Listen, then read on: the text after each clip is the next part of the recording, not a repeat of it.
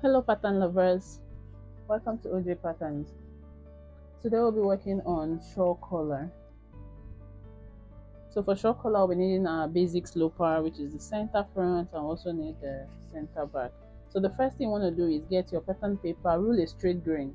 So as you can see, I gave like 3 inches out here to rule my straight grain because the shawl collar is coming with a curve, so we'll be using part of it. So rule a straight grain. Next step, get the center front and place. So what we want to do is trace out what we have here on this straight grain. So that's what I'll be doing, is I'll trace exactly everything I have here. So note that you can use this or use the one of your sloper that has already been transferred. But I prefer using this so that I'll just panel it from the shoulder. Well, you can choose whichever one would work perfectly for you. So next I'll be tracing this out now.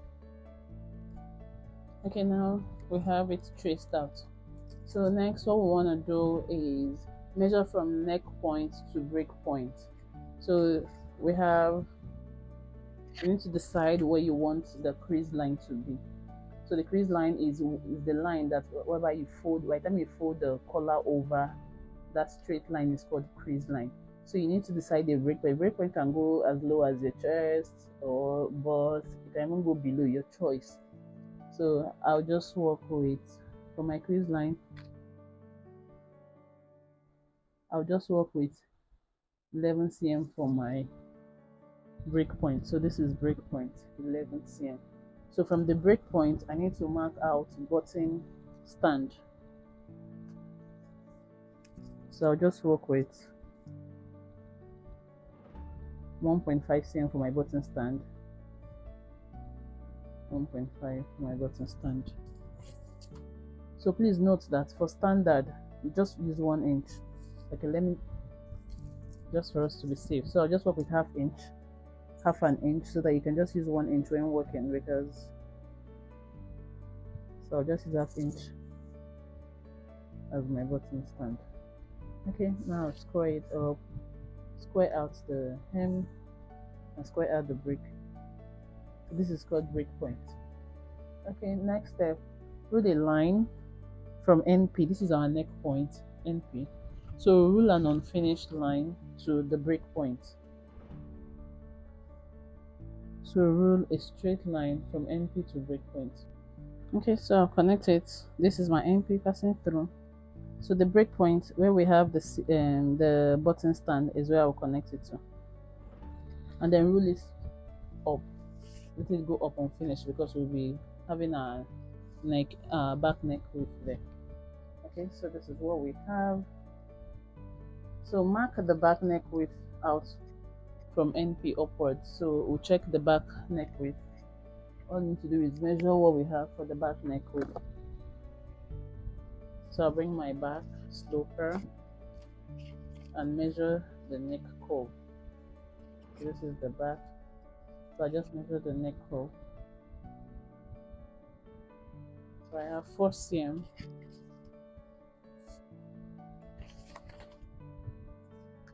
So I'll go 4 cm from NP and mark. Then from here, I'll square it out. See how I placed my ruler? I'll square it out on angle 90 like this. Okay, next step. So next step, now this is the back neck width. Along this line squared out, we'll measure and mark 2.5 inches for standard. So 2.5, I'll use half of 2.5, which is 1.25. Okay, and then along the NP part towards center front, I'll bring the same measurement here, the same 1.25, so that way the width is even here before we continue. Okay, next step is connect. So connecting, you can use ruler to connect this first, but I prefer using like not so curvy part, not so curvy part of my curve. Connect it first, and then from here we'll curve it out. towards the break point. So you want to ensure the curve is sitting right. Okay, so this is what we have. So I'm just going to trace this out with marker so that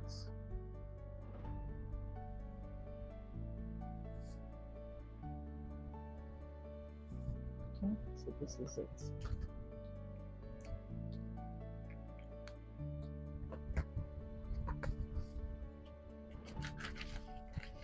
Okay, so this is our shawl collar. So what I want to do here now is panel this. So I just panel this, connect it together so that I would have my center front and my side front. Okay, now this is the side seam. Don't forget, here is no longer on fold. So what we need to do is add the necessary allowance. So if I'm cutting out now, I'll cut out here. Don't forget to also indicate your, so I'll cut out the panel lines. I'll cut out here. So the thing is that I decided to make this a panel. So for yours, you can decide to do a panel or just one piece. It's your choice. So I'll cut this out and then add the necessary seam allowance. Alright, this is it. I'm done cutting out.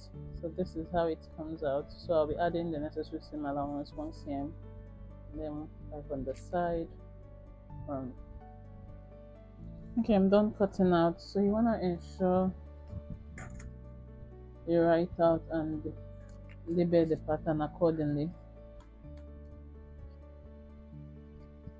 Okay, so this will cut 2 pieces.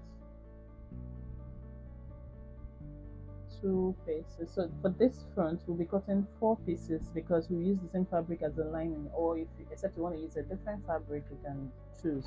So I'll do 4 pieces here, and then this is cut 2 pieces before you cut out your lining. So this is what we have. Next, we'll be cutting it on fabric so that we can sew and see how it comes out. Okay, now we're done cutting. So this is a CF.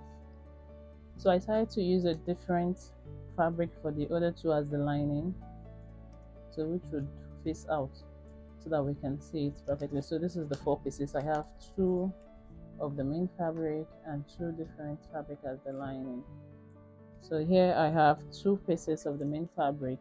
So you're supposed to cut 2 pieces of lining to complete it, and then the back part, so the back is on fold. So next we'll be moving on to the sewing machine. So what I want to do first is join the one lining to, so I'll first of all join one lining to one fabric like this. So I'm sewing the front, I'm sewing the CF part like this.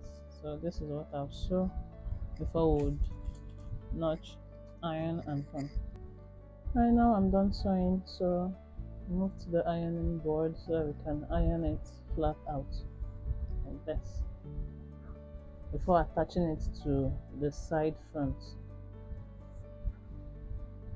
So the whole idea is that it comes out like this. So let's iron out. Okay, now done.